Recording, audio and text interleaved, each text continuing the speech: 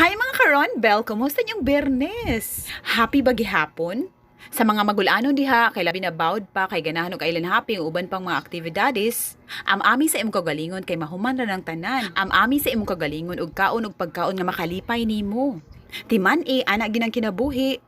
Kung bad day gyud ka, aw timan ilang nga it's just a bad day, not a bad life. Anyway, simple lang na itong lutoon. Kay naka-harvest mo kog mais sa carbon, bitaw nakapalit mo kog barato, aw mag chicken corn soup ta.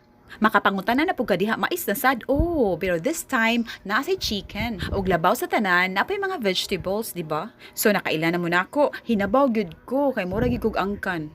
Balik 20 rang chicken akong gisagol ani kan itong panghalang-halang. O di ba 50 ra ni tanan? Nya makakaon na ang 5 or 7 ka tawo. Kanadang chicken corn soup kay originated among the Pennsylvanian Dutch in the US. Simple ra ka ilang version kay giboil ra ang chicken ug ang corn, unya gibutangan og salt and pepper, maura. Di ba nahisgutan na nako ang scientific name sa corn ug chicken? O comment down sa nakahinumdum. Matod pa sa heartfoundation.org.nz, taas siya energy content, niya na po siya fiber para sa mga nag-diet, niya po protein, niya okay na nga walay rice, kananam siya carbo. So, hinigupay na this! Enjoy mo ka naghinigupay sad mo. Happy lunch! Mo kinaramdal gums!